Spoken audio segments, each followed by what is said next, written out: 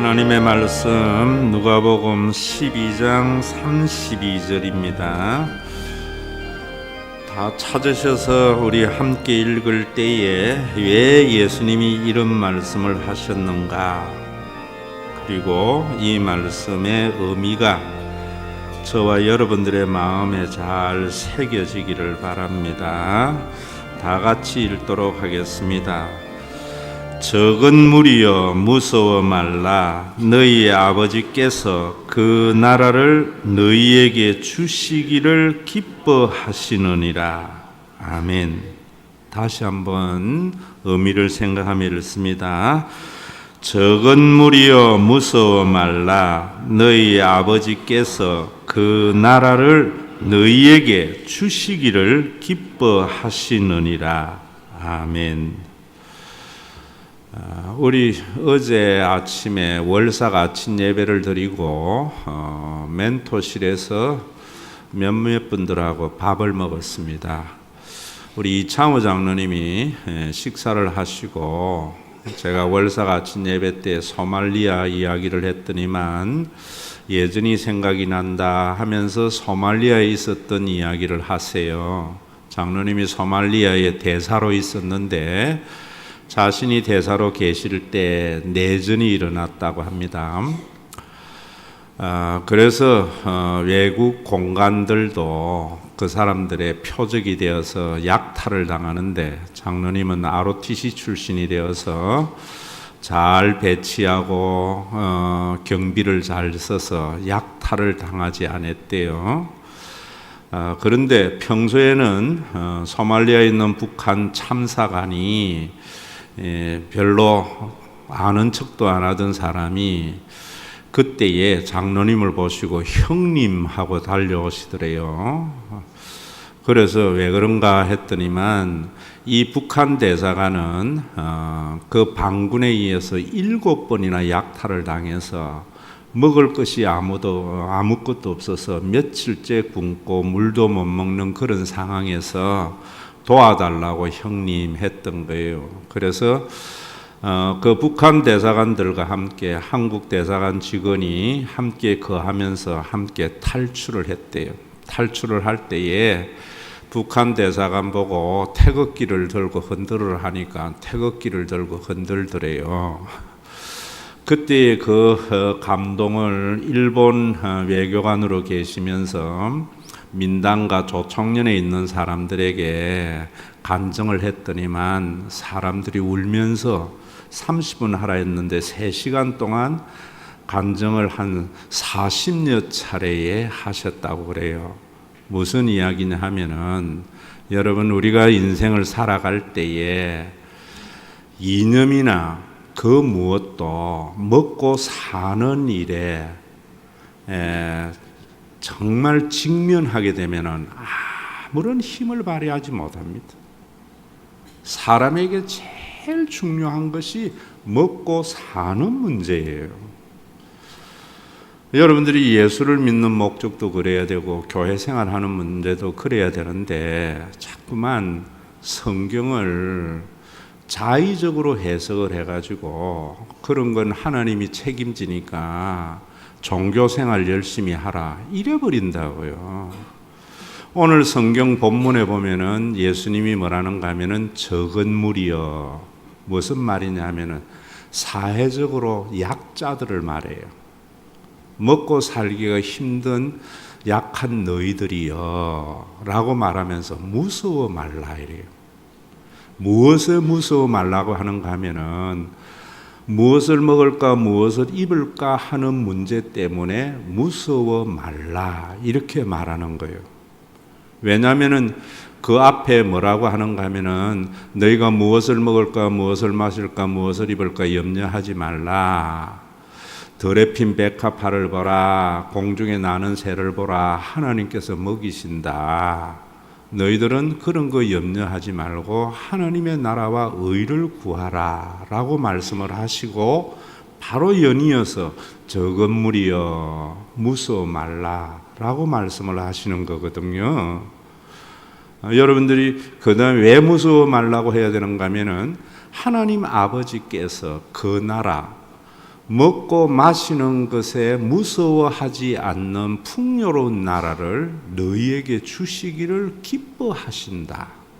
다른 말로 이야기하면은 예수님께서 왜 이 땅에 오셨는가 하면은 교리를 관철하라고, 종교적인 관습을 잘 유지하라고, 이념을 지키며 살아라고 그런 게 아니고, 예수님이 오신 이유는 하나님께서 그 나라, 사회적인 약자도 먹고 사는 일에 걱정이 없고 무서워하지 않는 나라를 주시기를 기뻐하셔서 예수님이 오셔서 그런 나라를 이루셨다는 거예요. 여러분들이 무엇을 믿느냐 하면은 예수님께서 그런 나라를 우리에게 교회를 통해서 주신 것을 믿으셔야 돼요. 그래서 여러분들이 교회에 다니는 이유는 사회적인 약자 힘이 들 때에도 먹고 사는 일 때문에 걱정하거나 무서워하는 일이 없으려고 교회 다녀야 돼요. 이제 바꾸세요, 여러분. 왜 여러분들이 신앙생활 하는가? 그런 삶을 누리려고 예수님이 그것을 이루신 것이 교회라는 것을 믿고 교회 생활해야 되는 거예요. 자, 그런데 여러분, 우리가 이 세상에 살 때에 자꾸만 그런 것들은 하나님이 책임지니까 종교생활 열심히 하라는 것은 종교인들이 만든 이야기예요. 오늘도 여러분, 우리가 이 세상에 살면서 예수 믿는 사람도 목사님도 안 먹으면 죽어요. 이 세상에 안 먹고 안 죽는 인생 없어요. 그래서 모든 인간의 모든 존재와 숙제가 뭐냐 하면은요, 어떻게 하면은 사회적인 약자도 먹고 사는 일에 걱정이 없는 나라가 되게 할까? 이 세상에 평화가 이루어지게 할까? 이것이 인류의 가장 중요한 숙제였다고요. 교인들이 우리의 삶의 숙제를 그렇게 가져가지 않으니까 완전히 세상과 유리된 교회가 되어져 버린 겁니다. 실제로 여러분, 이런 것들이 우리 인류 사회에서 지금 보면은, 지금 우리 한국 교회는 그런 종교적인 간섭 그리고 사회적인 어떤 그런 분위기가 사람들을 그냥 잘 얽어매고 있는 거예요. 그래서 낙관주의로 흐르기도 하고, 또 예수를 믿고 내가 죄인이라는 것이라는 고백이 무엇 때문에 일어났는가도 모르고, 여러분, 우리가 오랜 세월 속에 인류는 신본주의적인 삶을 살았어요. 그게 뭐 힌두교든 불교든 기독교든 해교든. 그래서 사람들은 뭔가 하면은 가난해도 자기의 숙명이라 생각했다고. 이 세상에 일어나는 것들이 다 초월적인 신의 섭리와 장난에 의해서 되어진다고 봤던 거예요. 그래서 호기심이라는 생각이 머릿속에 없었어요.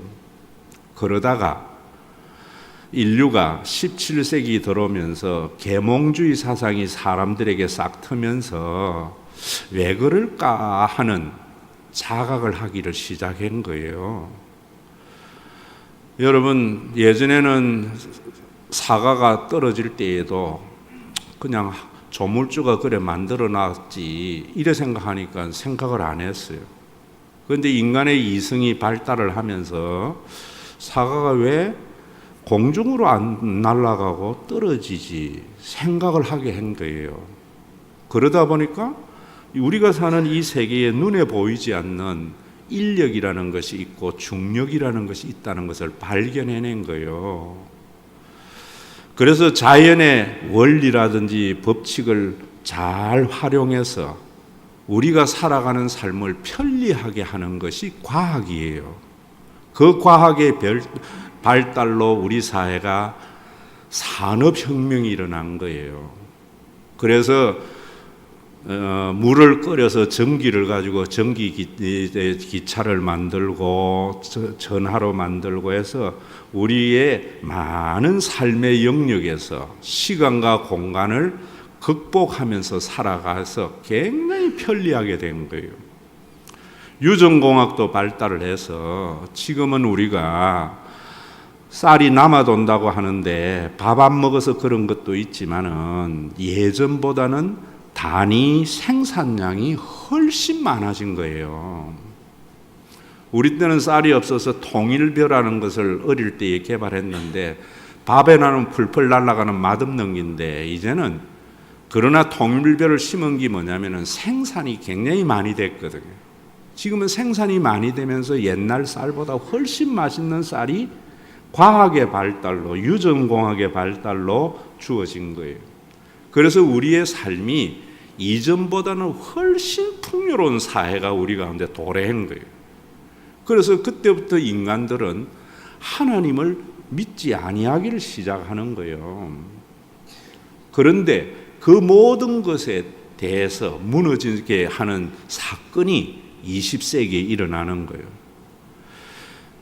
여러분, 그 계몽주의 때에 많은 대학이 생기고 사람들을 학교에서 교육만 잘 시키면은 법을 지키고 질서 있고 평화가 정착되는, 그래서 풍요로운 사회가 미래가 펼쳐질 거라고 생각했다고. 그런데 1차 세계대전이 일어나니까 이놈의 다이너마이트가 좋은 데만 건설하는 데 사용되어져야 되는데 사람 죽이는 데에 사용되었거든요.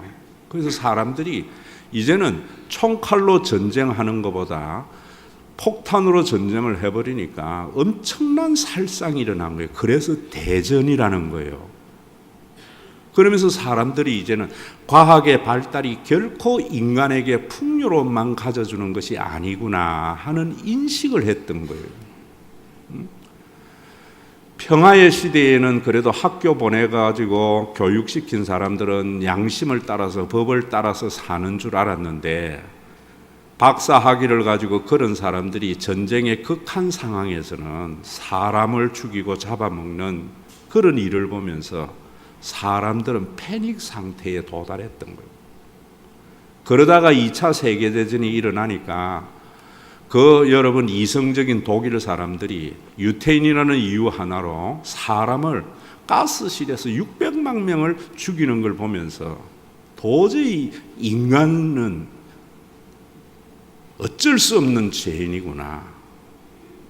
과학의 발달은 우리의 삶에 편리를 가져다 주지만은 우리를 파멸로 이르겠구나 하는 자각이 생긴 거예요. 그래서 생겨난 게 히피예요. 그래서 우리 한국 전쟁하고 월남 전쟁을 겪으면서 완전히 이 세상의 풍요로움과 평화는 인간에 의해서 이루어지지 않는다, 이런 생각을 하게 되었어요.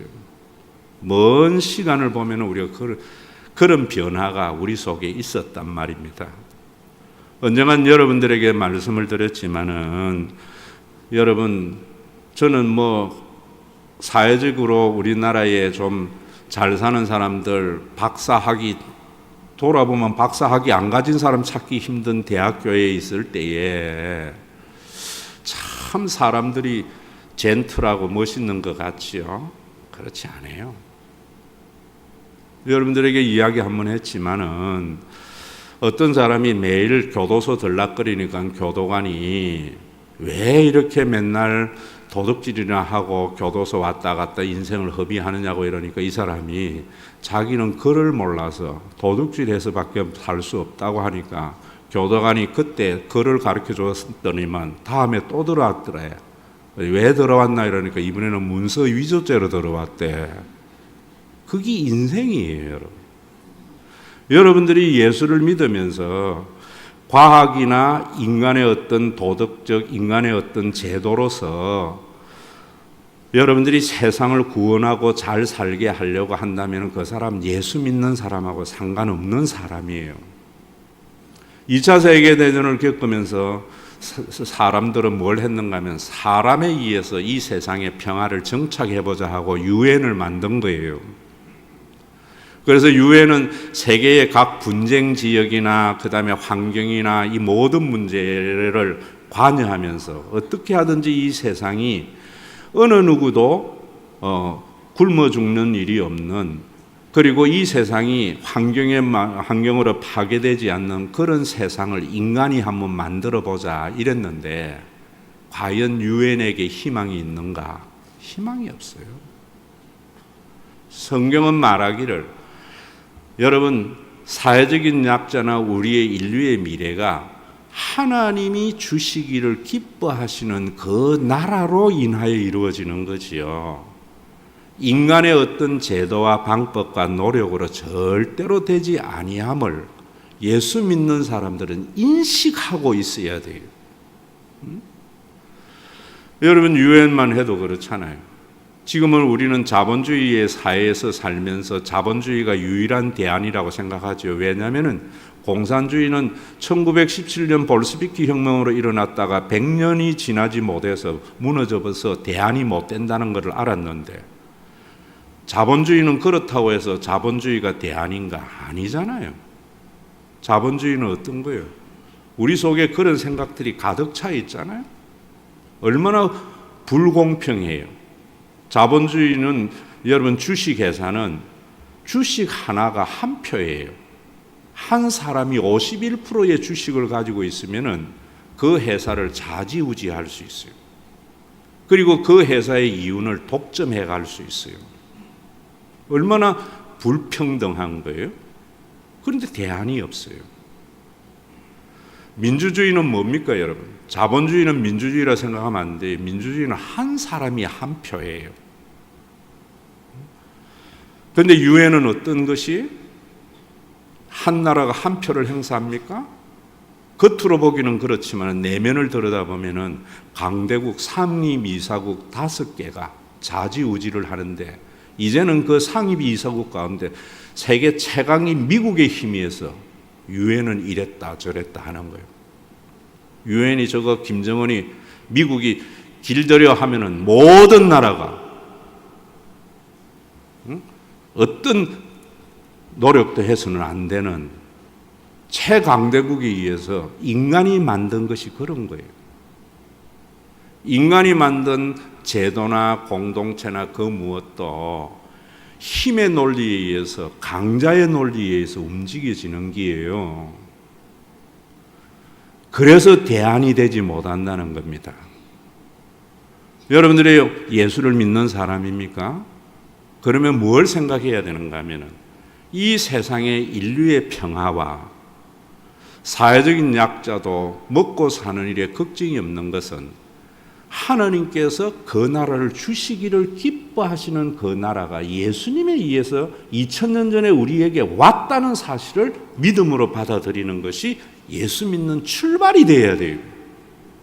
이런 인식도 못하는 것은 교회마저도 전부 강자의 논리와 인간이 만든 종교로 전락해버렸기 때문이에요. 전락해버렸기 때문에. 여러분, 월삭 아침 예배 때도 이야기했지만 여러분들은 너무 인문서적 많이 읽지 마세요. 제가 읽고 성경으로 비판된 것을 여러분들이 받아들여야 돼요. 성경을 제대로 모르고 인문학서적을 읽으면 그게 다인 줄 알고 그걸 가지고 성경을 비판해요. 그 성경을 비판하는 것도 아니고 관습이 만들어낸 기독교를 비판한다고, 참 웃기는 거예요. 그래서 우리 부교육자들에게도 먼저 신학을 확실히 알아서 성경을 알고 그 다음에 인문학 50 넘거든 그때부터 읽어라 이러는데, 저는 뭐 인문학을 많이 읽어요. 성경보다 더 많이 읽어요. 참, 그런데 최 사장이 쓴 시민교육 이런 거 읽어보면 그래 놨어요. 우리나라가 왜 이렇게 교육이 힘든가. 우리나라 수능 성적의 1.5% 안에 들어야지 스카이를 간대요. 서울대, 연대, 공대를 간대요. 1.5%는 제가 요즘 모르니까, 제가 초등학교 다닐 때에는 80명이었는데 우리 반이 이제는 30 몇 명이래요. 30명이라 치면은 반에 1등 해도 스카이를 못 가는 거예요. 그게 우리나라의 현실이에요. 그러면은 인서울, 서울에 있는 대학에 가는 것이 8%인데 한 반에서 자기 반에서 2.5등을 해야지 인서울할 확률이 있는 거예요.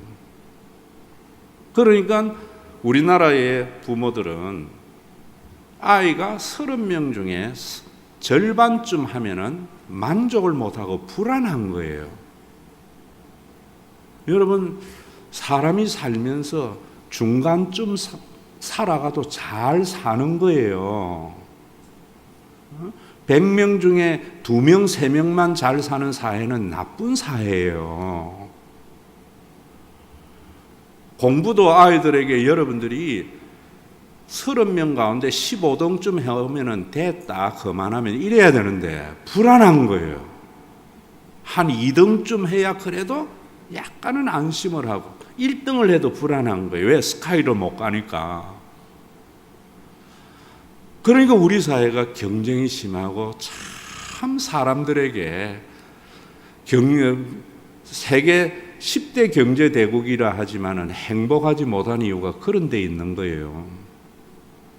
우리 대열이가 초등학교 1학년 들어가서 첫 받아쓰기를 해오면서 10개 가운데 3개를 맞으면서 이래 흔들고 와요. 그래서 대열아 뭐냐 하니까 시험지래.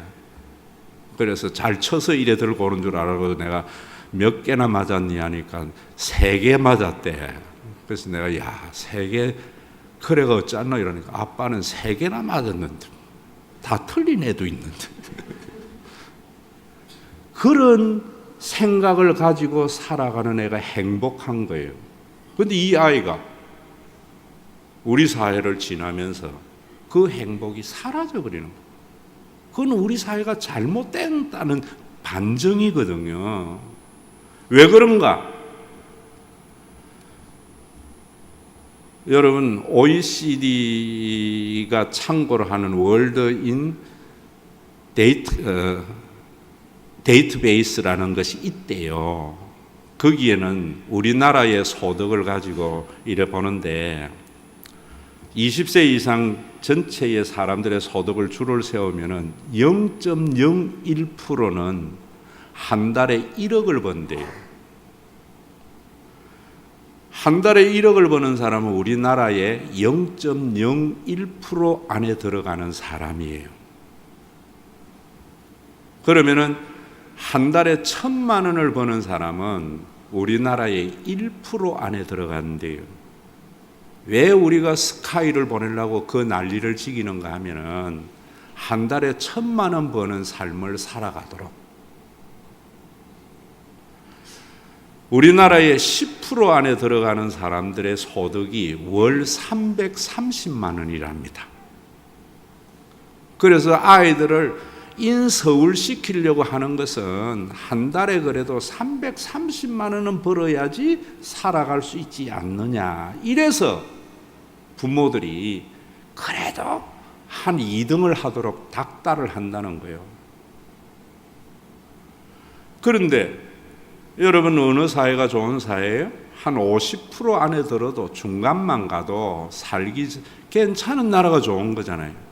그러면 우리나라에 50% 안에 드는 소득이 얼마냐 하면은 한 달에 90만 원 받는데요. 우리나라 모든 20세 이상 인구를 줄을 세워서 50% 안에 있는 50% 되는 사람이 월 소득이 90만 원이래요.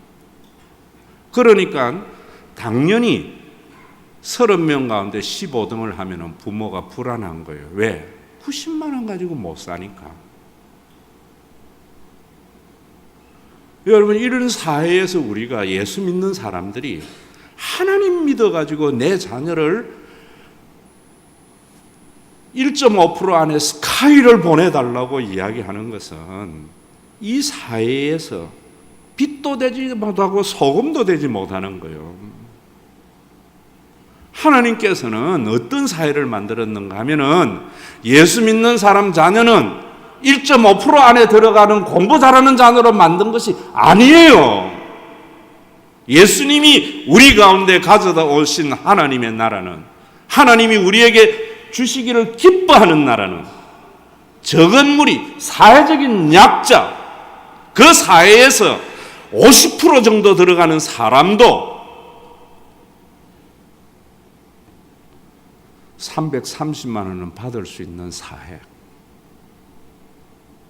어떻게 만들었어요? 그것도 모르면서 예수 믿잖아요. 십자가에서 하나님을 아버지가 되게 하시고 성령을 보내어 주어서 우리 모두를 영원한 가족의 공동체가 되게 하셔서 그런 하나님의 나라가 이루어지게 한 거예요. 2000년 전에. 성경을 보면서 이거 아셔야 되는 거예요. 이제 그 생각 버리세요. 하나님 때문에 내 아들을 1.5% 스카이 보내달기 위해서 예수 믿지 마세요. 그건 목사님들이 사기친 거예요. 그 목사도 아니지, 교주지. 목사는 어떤 목사냐? 예수님이 가져다준 하나님의 나라는 그런 게 아니든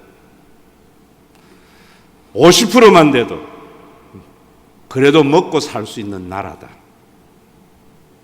어떻게? 교회를 주셨어. 여러분, 사도행전 2장을 보세요. 성령이 오순절에 임하셔서 일어난 그 교회는 그 이전에 어떤 종교에도 인간에 의한 어떠한 집단에도 볼 수 없었던 하나님의 나라가 이루어졌어요. 사도행전에 뭐라 그래요? 그 교회에는 핏절한 사람이 아무도 없었더라. 먹는 것 때문에 죽을까봐 걱정하는 사람이 한 명도 없었더라. 구속사에서 일어난 놀라운 성령의 강림의 교회의 사건이에요. 신과회복이 있는 교회는 김종옥 목사가 개척하고 설립한 교회가 아니에요. 교회는 인간이 만든 기관이 아니에요. 유엔이 아니에요. 교회는 인간이 만든 국가가 아니에요. 이 세상에 어디에도 찾아볼 수 없는 놀라운 유기체적인 공동체를 하나님이 선물로 주셨어요. 자기의 아들을 십자가에 내어주시고 성령을 보내어 주었어요. 성령 받으면은 꼴찌하던 아이가 반 1등 한다고 하는 말은 거짓말이고 사기예요. 성령으로 임한 교회는 적은 무리도 먹고 사는 일 때문에 무서워하지 않는 교회를 만드셨어요. 이 놀라운 사건이 오순절의 사건이에요.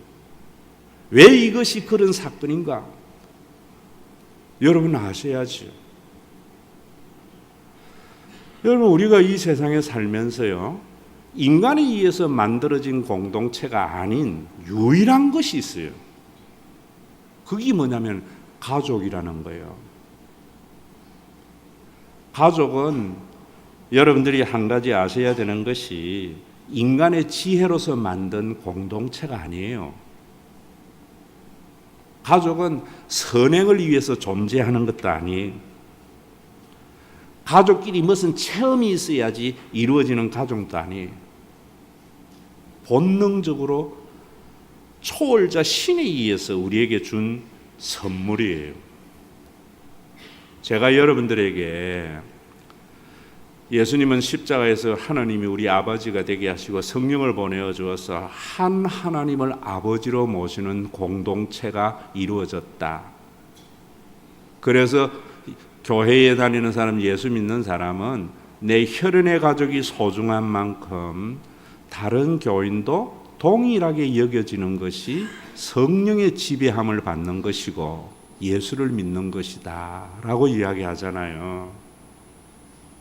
얼마나 가족이 신비해요. 교회는 참 신비한 공동체입니다. 월삭 아침 예배를 드리면서 이현희 권사도 거기에 앉아 있었는데, 이현희 권사 보고 내가 그 아들 창훈이가 이 추운 겨울에 지금 군대에 가서 지금 훈련받고 있잖아요. 그래서 창훈이 안부를 물었더니만 며칠 전에 창훈이가 전화가 왔대. 그러면서 하는 사리가 엄마 하더만 엄마 이러더래. 안 울라고 했는데 엄마 소리 하니까 눈물이 난다면서 막 울더래요. 그래서 엄마가 가슴이 좀 찡하더래요. 여러분 참 신기하잖아요. 여러분 엄마 아버지 평소에는 그렇게 불러도 감동도 없고 아무것도 없었는데 군대 갔더니만 엄마만 불러도 눈물이 나는 거예요. 오늘 아침에 신진호 집사 왔는데 신진호 집사가 아빠에게도 왔더래요. 그래서 아빠 울더나 하니까 나한테는 안 울던데 이러더라. 이 차이를 아셔야 돼요. 여러분들이 교회에 다니면은 평소에는 짐이에요. 교회 생활이. 그런데 정말 어려워졌을 때에 목사님 전화 한 통, 장로님 전화 한 통, 권사님 전화 한 통 하면은 울음이 나야 돼요. 그게 정상적이에요. 내가 정말 어려운 처지에 놓였는데 목사님, 장로님, 권사님이 전화 왔는데 눈물이 안 나는 것은 뭔가 지금 문제가 있는 거예요. 말라기 3장에 말라기 1장에 그러잖아요. 너희가 하나님을 아버지라 여기느냐? 아버지라고 하면서 하나님을 공경함이 너희에게 어디 있느냐? 굉장히 성전을 짓고 예배 제사를 열심히 드리는 유대인들에게 말라기가 지금 하는 소리가 너희가 하나님을 아버지라 부르느냐? 아버지라고 부르면서 하나님을 공경함이 어디 있느냐 이래요. 여러분들이 열심히 교회 다니고 신앙생활 하는데 이 예배 시간에 하나님의 공경함이 너희들에게 어디 있느냐 이렇게 묻는 거하고 같은 거예요.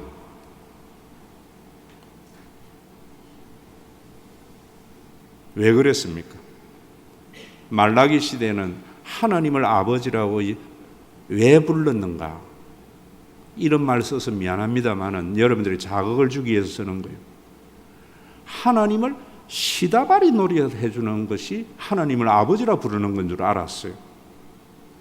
그래서 그들은 성전을 짓고 제사만 열심히 드리면은 하나님이 자신들의 모든 것을 다 해줄 거라 생각했는데 성전 짓고 제사를 드려도 하나님이 자기에게 해주는 게 없으니까 형식적인 제사로 드린 거예요. 형식적인 제사로. 하나님을 아버지로 믿는 것은 공경하는 거예요. 이런 말입니다. 우리 교회에서도 제가 하나님이 여러분들의 아버지가 되시고 여러분들의 신앙생활을 하나님 아버지 노릇 해주시는 거라고 하니까 교인들은 하나님이 자기 시다발이 노릇 해주는 건 줄 알아요. 그래서 하나님은 모든 것을 내가 원하는 것을 다 해줘야 되는 줄 알아. 내가 교회 다녀주고 내가 신앙생활 해주니까 하나님 나에게 그 노릇 해달라고 하는 거예요. 그래서 형식적인 예배 속에 있는 거예요. 창훈이가 왜 여러분 엄마 할 때에 눈물이 그렇게 쏟아졌어요? 엄마가 자기 시다발이 노릇 해주는 줄 알았거든요. 그동안에 엄마가 밥 해주고 빨래 해주고 지한테 해주는 거는 당연한 건 줄 알았어요. 그랬다가 군대 가서 그게 당연한 게 아니고 내가 엄마에게 그렇게 섬김을 받을 이유가 하나도 없는데 감사도 안 하고 아무것도 못 하고 늘 불평했는 낸데 엄마는 나에게 시다발이 해줬구나 하는 것을 은혜를 알면서 엄마 말하고도 눈물이 난 거예요. 왜 아버지에게는 눈물이 안 났는가? 엄마가 그 밥 해주고 빨래 주고 용돈 주기 아버지가 준 긴데 이건 한 달이 건너서 보이니까. 그러니까 한국의 남자들이 힘든 거예요. 여러분, 자 보세요. 왜 여러분들이 교회에 다니면서 눈물이 왜 안 나는가? 여러분들이 오늘날까지 이렇게 먹고 사는 것들이 당연히 하나님이라면 해주는 거라고 생각하는 거예요. 받을 자격 없는 나에게 어떠한 대가도 바라지 않고 하나님의 은혜의 손길로 내가 오늘 이렇게 존재하고 살아왔다는 것을 자각하지 못해서 그런 거예요. 그래서 공경함이 없는 거예요. 또 한국 교회는 저 건물이 사회적인 약자에게 하나님께서 그런 선물로 준 줄을 모르고 자본주의 강자의 논리로 종교 기관을 만들어서 그래요.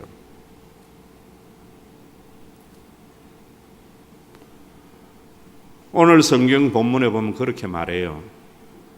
그 앞에 뭐 부자 이야기하면서 사람의 생명이 소유에 넉넉한 데 있지 않다. 주식을 51% 가져가지고 회사를 좌지우지하는 데에 네 생명이 유지되지 않는다 이런 말이에요. 그러면서 더레핀 백합을 하고 오늘 이 말씀하고 그 다음에 뭐라 그래요? 33절에 보면은 너희 소유를 팔아 구제하여 낡아지지 않는 배낭을 만들어라. 그 배낭은 도둑질을 해갈 수도 없고 좀이 썰지도 않는 거다. 네 재물이 있는 곳에 네 마음이 있다. 무슨 말이에요? 교회에 다니면은 하나님 잘 믿으면은 목사님 시키는 대로 하면은 네 아들이 1.5% 안에 들어간다. 최소한 8% 안에 들어간다. 이게 아니고 이건 인간이 만든 종교로 전락해버리는 거예요.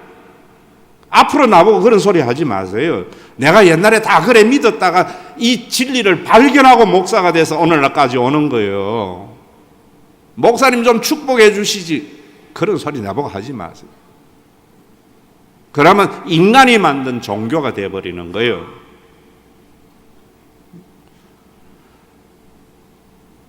우리 교회 다니면서 여러분들이 330만 원 이상 되는 부자입니까?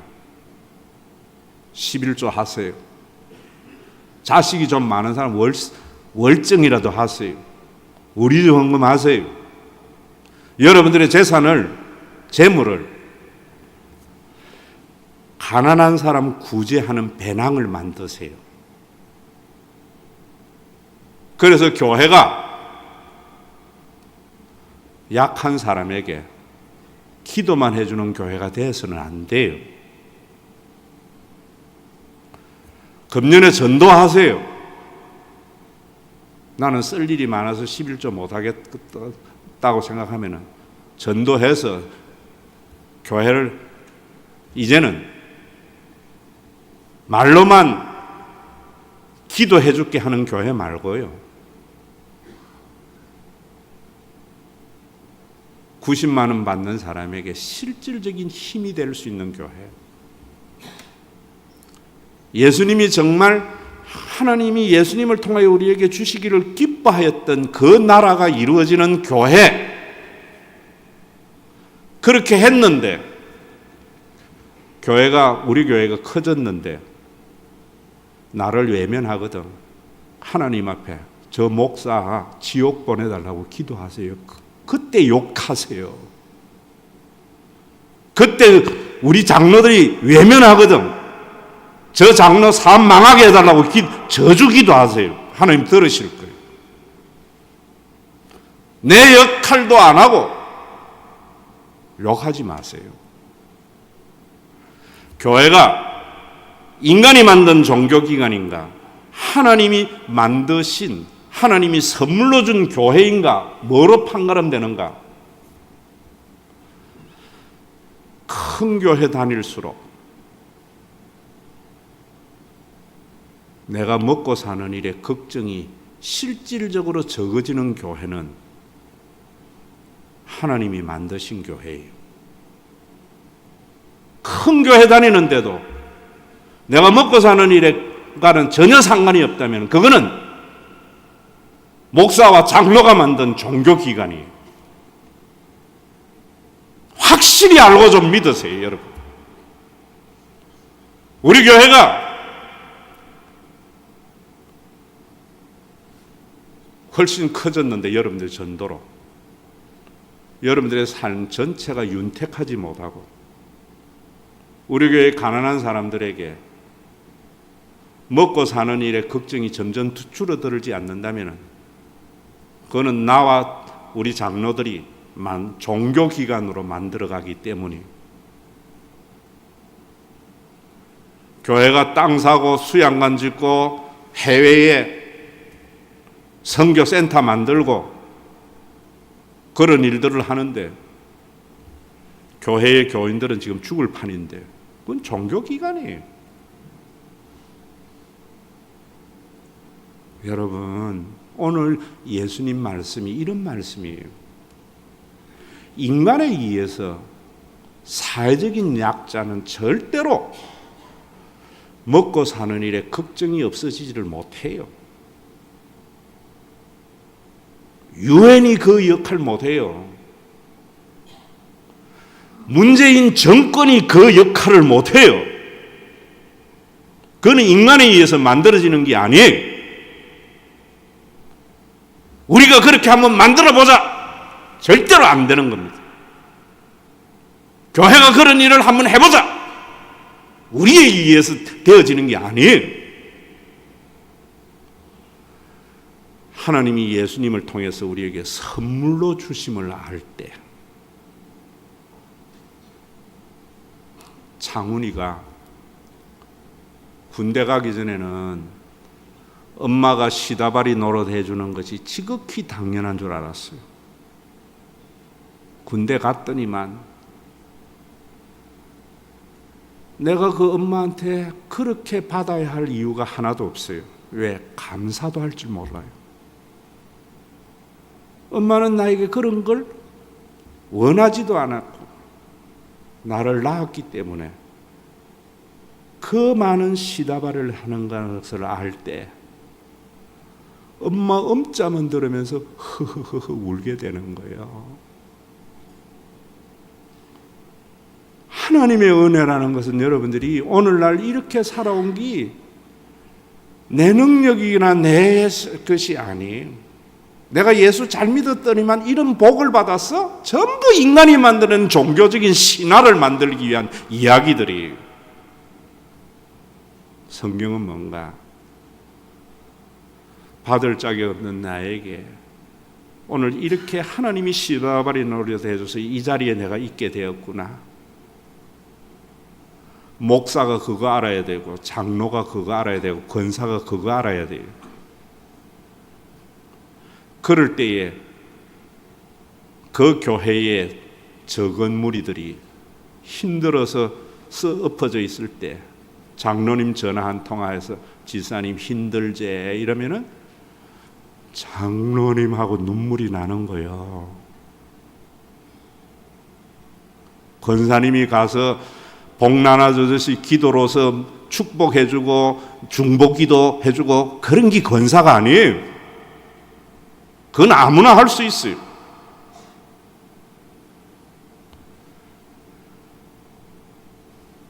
그 권사님이 우리 교회가 이렇게 성장하고 제대로 된 것, 우리 교회 다니면서 자기가 부자가 된 게 내 능력이 아니고 내 노력이 아니고 내 종교적인 열정의 열매가 아니고 받을 자격 없는 자에게 베풀어 주신 그 하나님의 은혜임을 알았어.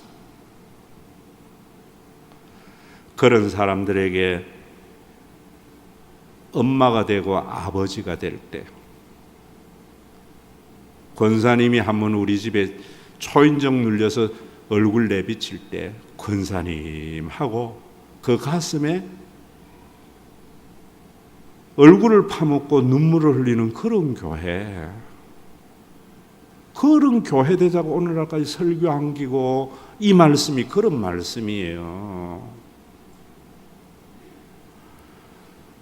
성경은 제대로 보면은 어떤 인간의 노력으로도 이 세상은 평화가 임하지 못한다. 약자에게 살 길을 주는 그런 것이 없다. 강자의 논리만 있을 따름이다. 오늘 교회도 보세요. 교회가 커지면은 그 교회 다니는 교인들은 더 평화롭고 풍요롭고 아름다워야 되는데, 목사만 해외 선교센터 온태 다 별장 있고 뭐 이름은 해외 선교센터고 교회 수양관이죠. 그건 인간이 만든 종교기관입니다. 성령님이 오셔서 만든 교회는 그런 교회 아니에요. 여러분들이 우리 교회를 비판하기 전에 교인으로서의 자신의 의무를 감당해서 금년에 전도하세요. 빈자리가 채워졌을 때 목사님과 당회가 권사님들이 외면하거든. 자신 있게 이야기합니다. 하나님은 그런 기도는 반드시 들어요. 저주하세요.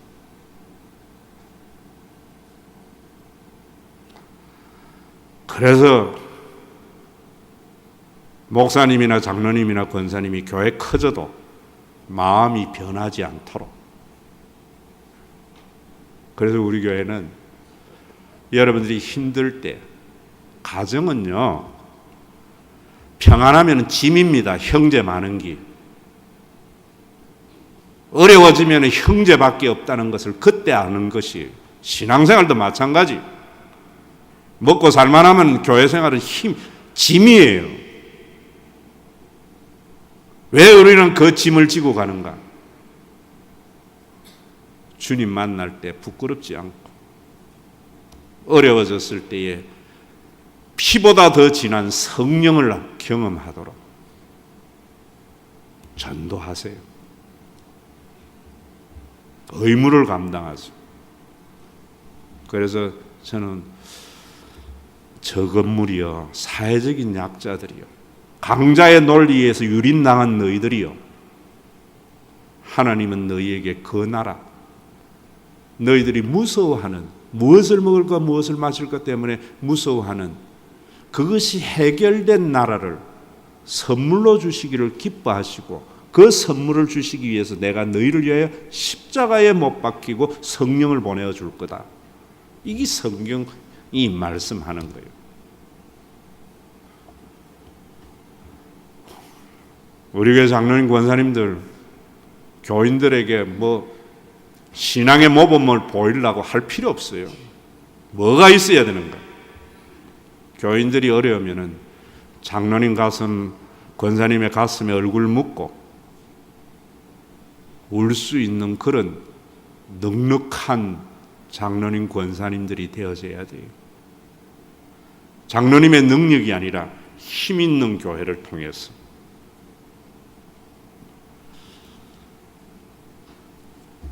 창훈이 깊이 생각하세요. 하나님을 아버지라고 하면서 형식적인 종교에 빠져있는 말라기 시대에 아버지를 공경함이 어디 있느냐는 거예요. 예배에 와서 하나님 아버지 하는데 여러분들 마음속에 하나님을 정말 공경함이 있습니까?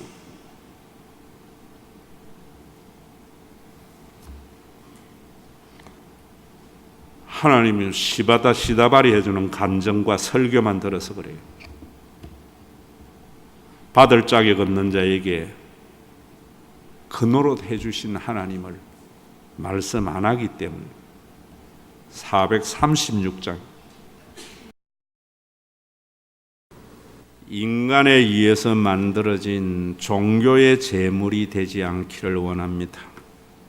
받을 자격 없는 자에게 아무런 대가를 바라지 않고 우리에게 내어주신 그 하나님의 은혜로 오늘 내가 존재하고 살아감을 깨달아서 하나님 하자만 들어도 눈물이 나는 하나님을 공경하는 자의 예물이 되게 하여 주시고, 이 예물이 종교적인 가업의 성취와 기독교 세력의 확장에 쓰이는 것이 아니라 사회적인 가난한 자를 구제하는 배낭이 되어서 땅에 좀이 쓸지 못하고 도둑이 넘보지 못하는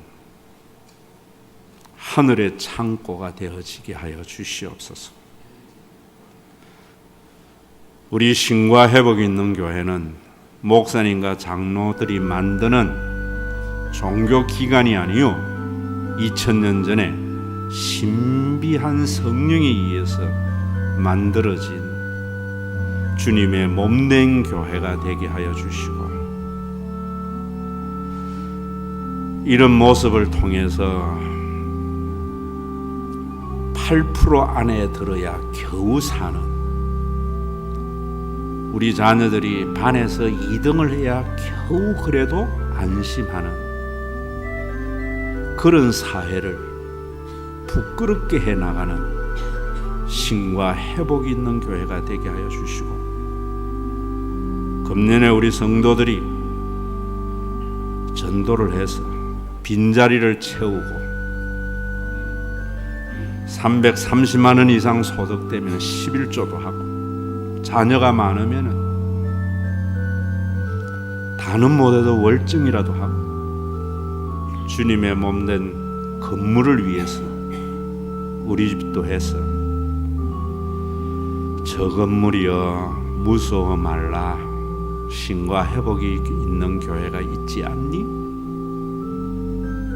어려울 때에 장로님과 권사님 전화 한 통화에 눈물이 쏟아지는 그런 교회를 세워나가는 은혜의 도구가 되게 하여 주시옵소서. 예수님의 이름으로 기도드리옵나이다. 아멘. 우리 주 예수 그리스도의 은혜와 아버지 하나님의 사랑하심과 성령님의 감동하심이 구제하여 낡아지지 않는 배낭을 만들어서 하나님이 선물로 준 교회, 정말 어려울 때에 목사님의 전화 한 통, 장로님의 전화 한 통, 권사님에게 전화 한 통 드려서 눈물이 날 수 있는 그런 교회 위에, 그런 성도 위에 이제로부터 영원토록 항상 함께 계실지어다.